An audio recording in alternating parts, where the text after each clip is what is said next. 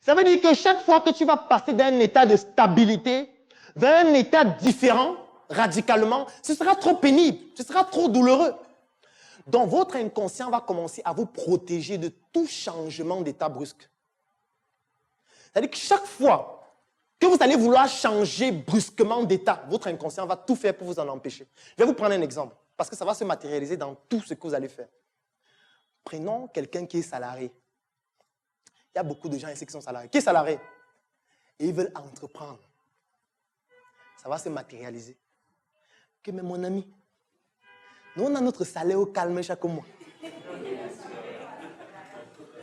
On a la même tâche qu'on fait au quotidien. Quand tu arrives, on te dit saisis les textes, va envoyer ceci. C'est la même chose au quotidien. Donc, ce n'est pas comme si tu as besoin d'innover.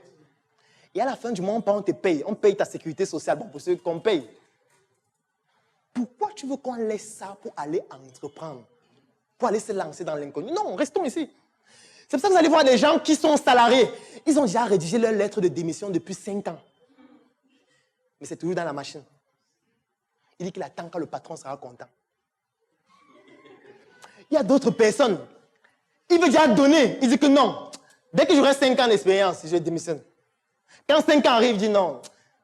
En fait, les bons experts sont au moins à partir de 10-15 ans. Pourquoi? Parce que votre inconscient est en train de vous protéger, est en train de vous empêcher de vous jeter dans quelque chose qui est totalement différent du cercle qu'il connaît déjà. C'est la même chose qui va se passer avec une femme qui est mariée ou qui est en couple et qui se fait bastonner par exemple par son mari. Vous pensez qu'elle ne parle pas pourquoi? Parce qu'elle aime les coups? Non. C'est parce que l'inconscient te fait comprendre que même s'il est violent, on est déjà habitué à ça.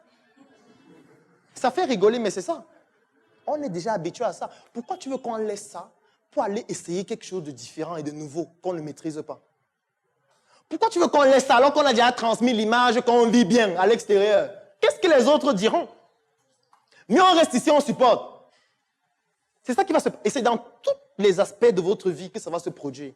Ce qui fait que, pour pouvoir travestir ça, c'est pour ça que je dis dealer avec son inconscient. Parce que vous ne pourriez pas le faire brusquement. Si vous le faites brusquement, ce sera plus dangereux. Il faut un processus pédagogique, méthodologique, étape par étape. Je vous prends un exemple. Supposons un employé qui veut devenir entrepreneur. Il peut décider de dire, OK, première étape, je vais commencer à suivre une conférence sur l'entrepreneuriat 1 fois par mois. Quand il suit qui a conférence sur l'entrepreneuriat, il passe. L'objectif n'est pas qu'il va devenir patron. Il part d'abord, il suit seulement. Il suit la conférence. Deuxième étape, il peut se dire, d'accord, je vais essayer de lire un livre qui parle d'entrepreneuriat 1 fois par mois. Il lit un livre.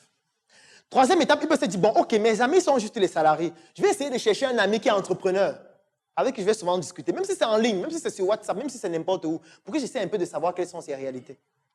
Après, je vais décider, par exemple, d'aller dans des after-work, où des entrepreneurs viennent, ils partagent leur expérience, ils disent exactement ce qu'ils vivent. Après, je vais décider de faire une formation comme celle-ci. Le but n'est pas qu'à la fin, je sorte patron. Je vais juste comprendre un peu comment ça se passe. Quelles sont les difficultés que je vais rencontrer? Est-ce qu'il y a des opportunités que je peux saisir? Après, je peux décider de dire que je vais un peu lancer une petite activité en ligne, en gardant mon boulot, pour essayer de voir même ce que j'arrive à gagner avec cette activité-là. Et progressivement, vous allez donc élargir votre zone de confort. On élargit la zone de confort, on n'en sort pas. Parce qu'il y a souvent des gens qui me disent, il faut sortir de ta zone de confort, il faut sortir. Ce sont des idiots, c'est qu'ils ne comprennent pas comment le cerveau fonctionne. On ne peut pas sortir de sa zone de confort, on ne peut que l'élargir. Tout le monde a une zone de confort. Je vous prends un exemple. Vous allez voir quelqu'un, je prends peut-être l'exemple de ceux qui font les formations. Vous allez vous rendre compte que les gens qui font les formations font toujours les formations sur les mêmes thèmes, en général. Vous savez pourquoi? C'est une zone de confort. Prenez un peu quelqu'un qui fait la formation sur la motivation. Et tu dis, bon, ok, on veut t'appeler. On veut que tu nous fasses une conférence sur l'éclampsie. Il va te dire, yeah. Est-ce que c'est médecin?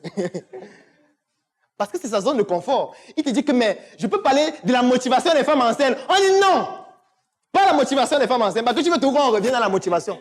Laissons la motivation. Parlons de l'économie. Est-ce que tu peux nous faire une conférence sur la crise des devises? Il va te dire que je ne suis pas économiste.